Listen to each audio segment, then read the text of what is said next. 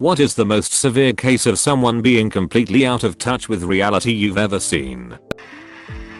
My friend stole my card information and bought loads of expensive stuff. I asked her if it was her before reporting it, knowing that she was going through a tough time and I wanted to give her a chance to make it right, and that I could be in trouble for conspiracy to fraud if I reported it, and they believed I'd got stuff delivered to my friend to claim fraud for the money back. She said no. I thought someone else had done it, so I reported it. When she got arrested, she said she didn't think they'd take the fraud thing so far. She thought you could just call up banks to get the money back and they wouldn't investigate. Wow. They are really anal about this identity theft thing. Who knew? If they made identities affordable, people wouldn't have to resort to stealing them. Rick Snyder, former governor of Michigan. When the Detroit area was wrecked by massive flooding, and most houses with basements flooded a few feet deep and people lost tons of their stuff, and thousands of cars were written off because of the flooding of the roads, Rick let us all know he understood what it was like because one of his vacation properties, multiple, had a leaky roof one time, and some carpet got wet. This is my time to shine, so I grew up with a lot or restrictions that at the moment had no idea the options existed. For example, I was only allowed 2 options of shoes, but the catch was that I need to make the right choice, or that I can make friends on my own, not needing to be told this is your new friend now so go play with them. Sadly, my dad kept me in a small box, and he was the only one allowed to control what would go into that box or come out. So when I was 10, CPS was involved and was taken into foster care. That's when my world exploded. I didn't know truly how bad it was until they took me to a shoe store and told me to pick out ones I liked. I swear for the life of me, I had no clue what to do. I stood there for what felt was hours until they noticed and asked what my favorite color was. I said green because that was what my father told me I liked. But I guess I was too overwhelmed that I just remember saying yes to everything and ended up with ugly brown and pink sneakers. What children learn to do at their normal age is what I'm just figuring it out in my 20s. So reality was a hard thing to live because the whole time I was in my dream world. Holy duck.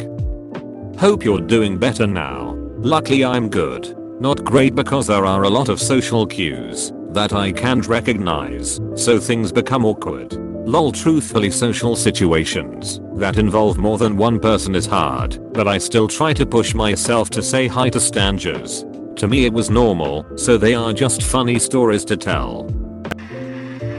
My cousin was spoiled and sheltered her entire childhood through college. Then her parents stupidly cut the leash without any preparation and released her into society. She quickly got in trouble for bouncing checks all over town. My mom picked her up and asked why the hell she was writing bad checks everywhere. Turns out my cousin was under the impression that as long as you had checks in your checkbook, you had money in your account. She didn't understand that you deposit in a number and then can spend or withdraw up to that amount. Please teach your kids basic finance. Note, this was like 1996, before it turns into a who writes a check anymore discussion. You can basically replace check with credit card and it's updated for present times. Apparently there are people who think that they are just free money. Credit card at the limit? Time to open up another one. Can confirm. Worked at Citibank. People don't realize they have to pay it back. I'm fairly convinced that my current shift supervisor thinks anyone who works an overtime shift is doing it out of loyalty to the company and not because of the 1.5x pay rate. At my company everything above 40 hours is 100% more, so double rate, if I understood you correctly. This is standard because we know that's how much his contractor pays him for our overtime, so nobody will work unless paid that. At this one project he needs a bunch of guys for a couple of weekends, but will only pay 50%, so 1.5 the rate, but nobody want to give up their weekends for that. So he calls me because I have put in a lot of overtime before. 1 weekend equals to 40 hours normal pay, which is ducking awesome. When the paycheck arrives and he asks me why I won't work and tells him like it is, you don't pay enough and it's always been 100%. And he more or less scream in the phone. Where the duck is your loyalty to the company or mayo? I couldn't believe it, and that's something me and my co-workers still have a good laugh at years later every time we get together for drinks lol. We only get 30% extra, 130%, because overtime is so common. Shit reason though. Had a friend who insisted she was in a relationship with a C-list celebrity, whom she met once during a comic convention. All the celebrities' Instagram and Twitter posts were for her and everything had a meaning behind it. When the celebrity got married, she said that it was just for the media, so she and celebrity could live a quiet life. When he didn't do anything for her birthday, she had a breakdown. She went to therapy not long after. These symptoms are called delusions of reference and fear, very common. There is a documentary on Amazon called I Think We're Alone Now about two men who are stalkers of the 80s pop singer Tiffany. They both feel there are hidden messages to them, and they both think they have some sort of a relationship with her. It's awesomely disturbing. I had a neighbor once that was convinced I was flirting with him and wanted to be with him. He got all of this from the one-word verbal exchange we would have while getting our mail, which was basically saying hi. Keep in mind that at the time I was a minor in high school, and he was probably well into his 20s. He proceeded to harass and stalk me. Examples: messaging me on Facebook declaring his love for me and feeling wronged because I was playing hard to get. He would knock at our house door when he knew my parents weren't home and tried to lure me out so that he could just talk to me. Searched me up on all my social media accounts and tried to contact me. He used my last name from our mailbox and searched for me. It did not help that we lived in the same building. I got so scared that I could no longer go outside for a run like I usually did. I filed a police report and his family asked mine to please forgive his son. This completely freaked me out, and my family decided to move. Edit: to clarify, I had just turned 16 and the guy was probably 25 to 26-year-olds at the time this happened. Hey, we know our son is a pedophile who has been stalking and harassing your daughter, but could you please forgive him?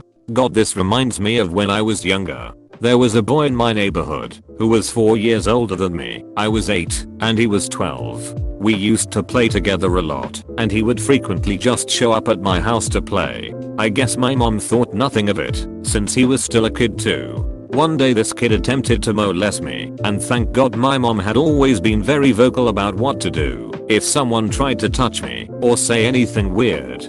Basically came down to the kid getting me alone in my room and asking me to take my clothes off over and over again until I ran downstairs and told my mom. Turns out this kid had some sort of disability, so that made his actions okay because he didn't understand why that was wrong. My mom then hired his older sister as a babysitter for us, and she would bring her brother over all the time. Whenever he was there, I would lock myself in my room for hours on end because I was so afraid of him. I was afraid of him until I moved out of that neighborhood when I was 20. Something I'll really never forgive my mom for. I know he had a disability, but that still doesn't mean you should expose your child to their predator willingly because it's convenient for you. My old boss at the time was a girl of 26 who got $4 million from her mom a year to play with. Her mom is very wealthy in China. Her daughter is here trying to be a CEO of a company for funsies. I accidentally got a job at that company. One day she told us we were all going on a group outing for bonding. She took us to an outlet mall 4 hours away, told the rest of us 7 people that she was going to go shop and she'd see us later. That was code for don't follow me, duckers. Every 2 hours she'd let us know she was going to go and load her bags to the giant van they rented and would group text us telling us we can meet her there to unload as well. We all get paid under 50k. We have nothing to unload. By lunch she had proceeded to fill up the van with shit. She then asks me where all my new stuff is, and I said I'm budgeting right now. She goes take out a credit card and go shop. That's the American way. Seriously. Okay. By 9 PM her bags were taking up people's seats, and they had to sit with her stuff. She spent 30k. The rest of us spent about $70. We were tired and bored and cold. To this day I still believe she thinks she did something nice for us and doesn't understand how polarizing and not at all team bonding that was. I'm sure there was a lot of team bonding involved, just not with her. Lol, you're right. My cousin's wife got very sick while we were at a wedding in Mexico because she drank no water, only alcohol. She said, there were ice chips in my drinks. So I thought it was enough. Anyways, she complained because at the hospital some of the staff didn't speak English. You're in a Spanish speaking country. This was from a regional manager of Starbucks. After they removed merit-based raises that could go up to a 5% increase, changed to a flat 2% increase. When she asked if people liked the new raise plan, I said actually no. They feel unmotivated with no reason to perform any better than just normal. Regional manager, your staff need to realize working isn't about money. If working isn't about money, why would the company decrease raises from 5% to 2%? To make more money, that's right. More for me, but not for thee. One bully of a boss asking the 3 people who suffered most from his behavior if they would want to move to a new employer with him as a team. HMM. How about no way in hell? This happened at my work too. Apparently had no idea that the people he overworked would not jump at the chance to quit their current job at an established company to work with him at a startup that he had not even created yet. You work for Michael Scott. My sister grew up with everything handed to her and literally cried when her first car wasn't the color she wanted. Married Rick. Can't fathom why I can't take off work whenever it suits me, and says stuff like I wouldn't ask my boss for a week off. I would tell him I'm taking the week off. I wouldn't ask my boss for a week off. I would tell him I'm taking the week off. Oh my god, how come I never thought of that? You'd be surprised how many people don't understand how PTO accrual works for salaried employees. You get 15 days off a year, just take them all right now. Streamer that I watched a couple of times before his behavior drove me to stop. It was a shame, because when he was actually gaming, I liked the content, but his attitude drove you up the wall, and by attitude, I mean raging. Back when I watched him, the rest of the events in this post hadn't happened yet, but the out of touch with reality part, he talked about his girlfriend on stream a few times. Nothing wrong with that. Except his girlfriend was a female streamer who lived in Europe. He was from the States, and he'd never actually met her in his life. She got wind of this through shared viewers and debunked the story on her stream, saying she'd never even interacted with him. This caused him to go nuts and start stalking the girl wherever he could, causing her to eventually stop streaming, delete all her social media and so on. After his Twitch account was banned for this, he eventually managed to convince Twitch to unban him, and then did the same thing to a different girl. Now he's been permanently banned from Twitch as a result of this, again, and keeps raging about it on Twitter. Just to clarify, I don't follow this guy, but someone posts about him on the game subreddits every now and then, which is why I know the story. Some people are just bananas. It upsets me way more than it probably should that those other 2 streamers had their livelihood/hobby ruined by some creep.